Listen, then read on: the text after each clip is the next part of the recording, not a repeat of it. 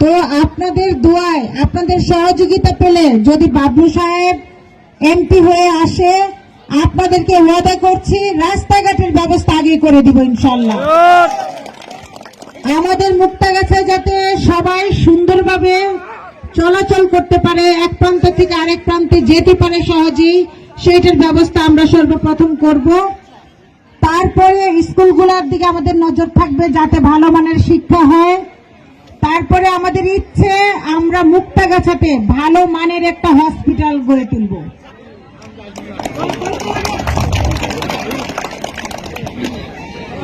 এরপরেও আমাদের ইচ্ছা আছে মহিলাদের জন্য আমরা কুটির শিল্প নিয়ে আসব, যাতে বাড়িতে বসে বসে তারা কাজ করতে পারে।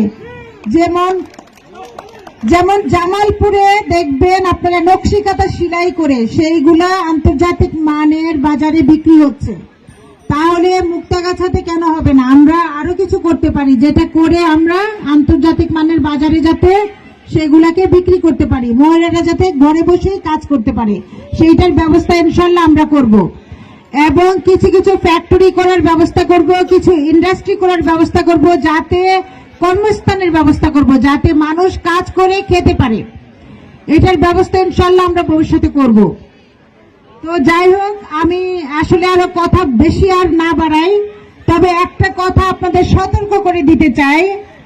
অনেকে আছে, একটা দল আছে এলাকাতে যাচ্ছে, আপনাদের সকলের ভোটার আইডির নাম্বার নিয়ে যাচ্ছে, আপনাদের টেলিফোন নাম্বার নিয়ে যাচ্ছে, নাম ঠিকানা নিয়ে যাচ্ছে, সমস্ত কিছু আপনাদের কাছ থেকে নিয়ে যাচ্ছে।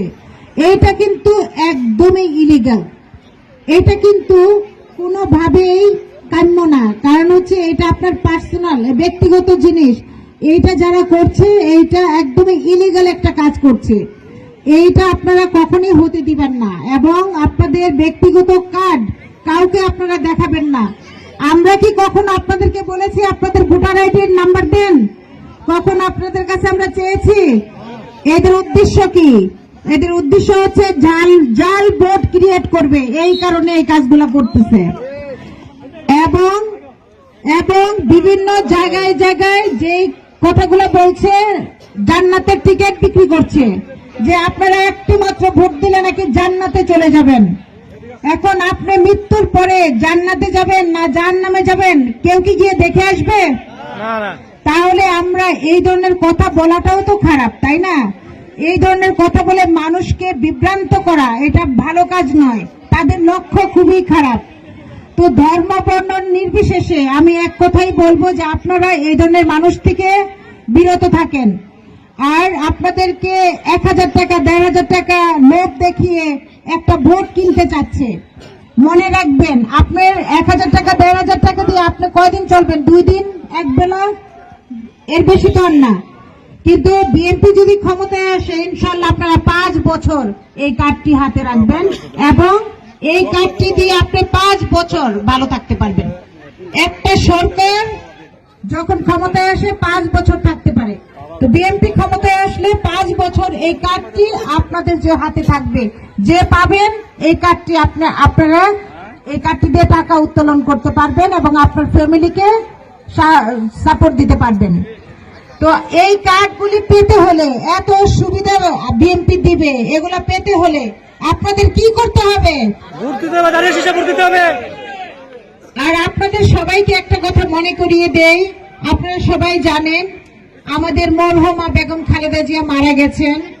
ওনার কিন্তু খুব একটা স্বপ্ন ছিল যে একটা সোনার বাংলাদেশ উনি যাতে দেখে যায়। ওনার খুব ইচ্ছে ছিল একটা সোনার বাংলাদেশ আমাদেরকে উপহার দিবে। এই আমাদের জন্য, আমাদের ভোট প্রতিষ্ঠা করার জন্য উনি কিন্তু সর্বোচ্চ নির্যাতিত হয়েছে। উনি কিন্তু ওনার সন্তানদের হারিয়েছে, স্বামী হারিয়েছে, ওনাকে জুলুম সহ্য করতে হয়েছে, বাড়ি ছাড়া হয়েছে, ওনাকে জেলে রেখে স্লো পয়জন দিয়ে মৃত্যুর মুখে ঠেলে দিয়েছে। সবচেয়ে বড় ত্যাগ করেছে এই দলের জন্য আমাদের মরহুমা বেগম খালেদা জিয়া। ওনার জন্য দোয়া করবেন। ওনার যে স্বপ্ন, সেই স্বপ্ন পূরণের জন্য আপনারা সকলে দোয়া করবেন, যাতে আমাদের বিএনপি ক্ষমতায় আসতে পারে। আমরা যাতে তারেক রহমানকে প্রধানমন্ত্রী বানাতে পারি, সংসদে যেতে পারে এবং সমস্ত সুযোগ সুবিধাগুলো দিতে পারে, যাতে আমাদের পাশে তারেক রহমান থাকতে পারে, আমাদের একটা উন্নত বাংলাদেশ হিসাবে উপহার দিতে পারে, ওনার মায়ের স্বপ্ন যেন পূরণ করতে পারে।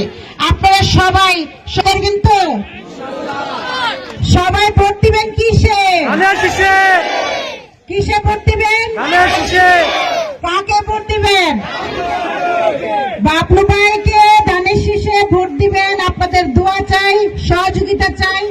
আত্মীয় স্বজন যে যেখানে আছে সবাইকে বলবেন ভালো করে ভোট কেন্দ্র যেতে, কোনো অসুবিধা নেই, এবার ভোট দিতে যেতে পারবে ইনশাল্লাহ। আর এই খেলোয়াড়দের উদ্দেশ্যে বলবো, এই কমলাপুর মধ্যপাড়া তারেক জিয়া এই ক্লাবটাকে যতটুকু পারি ইনশাল্লাহ তোমাদের পাশে থাকবো, তোমাদেরকে সাহায্য করব, সহযোগিতা করব। তোমরা খেলে যাও, থামবে না, খেলে যাও, খেলতে থাকো। আমাকে যোগাযোগ করবো, দরকার পড়ে আমি তোমাদেরকে সহযোগিতা করব, তোমরা খেলবে ইনশাল্লাহ। সবাই ভালো থাকেন। আসসালামু আলাইকুম।